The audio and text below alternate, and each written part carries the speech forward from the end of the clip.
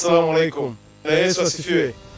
Nataka kumshukuru Mungu kwa kutupa upendeleo mkubwa wa kuiona siku ya leo, baraka zake na kulinda mazingira yetu yote. Shukrani zangu za dhati kwa Daktari Samia Suluhu Hassan kwa mapenzi yake ya dhati ya kutupa nafasi ya kuwepo katika nafasi ambayo ninayo, na maelekezo mahususi kwa ajili ya iftar ya leo, ikiwa ni sehemu ya kuwashukuru wananchi wa mkoa wa Arusha kwa upendo wenu kwake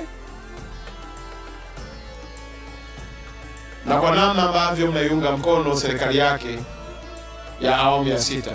Shukrani yangu ya tatu iende kwa viongozi wangu wa kiroho. Viongozi wetu hawa wamekuwa msingi mkubwa wa amani, umoja, mshikamano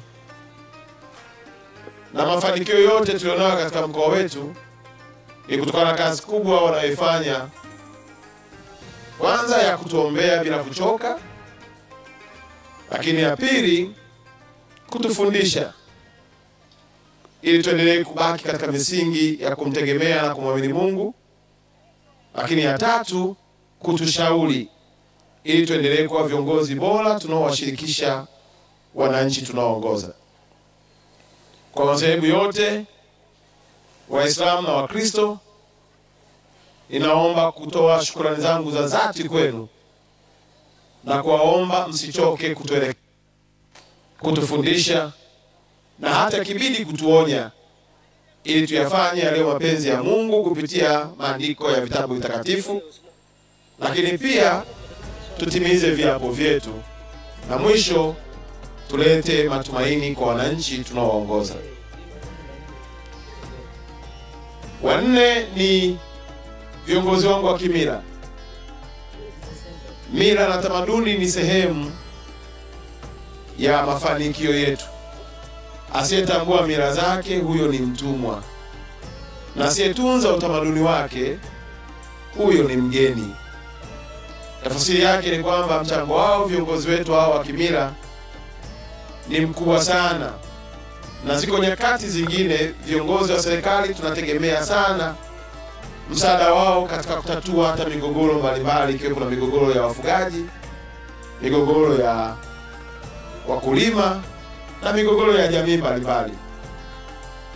Tano, ninaomba kuwashukuru sana viongozi wangu wa Chama cha Mapinduzi, mwenyekiti wangu Mzee Sabaya na kamati yote ya siasa ya mkoa na jumuiya zake, ikiwemo jumuiya ya UWT, vijana na wazazi, kwa namna ambavyo wanaendelea kuyasimamia maendeleo ya mkoa wa Arusha. Wananchi wa mkoa wa Arusha kwa makundi yao yote, nikimaanisha vijana, wazee, wakina mama, makundi yote, kwa namna ambavyo wameendelea kuwa pamoja na serikali yao. Ninatambua mchango wa private sector, natambua mchango wa wadau mbalimbali, zikiwemo na taasisi za serikali. Ndugu zangu viongozi, leo ni siku ya iftar, na kwa kweli baraka tulizozipata, nina uhakika waliniambia pale mlangoni ya kwamba mbona wageni tulioalika